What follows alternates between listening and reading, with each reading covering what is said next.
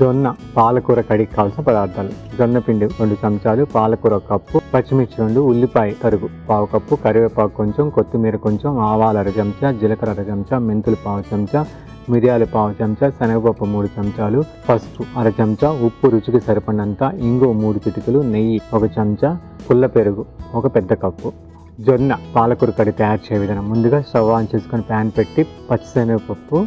మిరియాలు, జీలకర్ర, మెంతులు, కరివేపాకు వేసి దోరగా వేసి చల్లారిన తర్వాత పొడి చేసి పెట్టుకోవాలి. తర్వాత పాత్ర పెట్టుకొని కొద్దిగా నెయ్యి వేసి, నెయ్యి వేడైన తర్వాత ఆవాలు, పచ్చిమిర్చి ముక్కలు, కరివేపాకు, పచ్చిశనగపప్పు,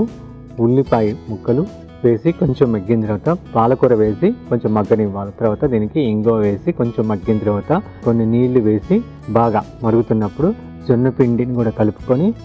ముందుగా తయారు చేసుకున్నటువంటి మసాలా పొడిని కూడా వేసి కొంచెం మరుగుతున్నప్పుడు ఆల్రెడీ ఒక తయారుగా పెట్టుకున్నటువంటి పెరుగు, పసుపు, ఉప్పును కలుపుకున్నటువంటి ఆ మిశ్రమాన్ని ఈ యొక్క పోపులో వేసుకొని ఒక సర్వింగ్ బౌల్లో వేసుకొని సర్వ్ చేసుకొని పైనుంచి కొత్తిమీర చల్లుకుంటే జొన్న పాలకూర కడి తయారవుతుంది.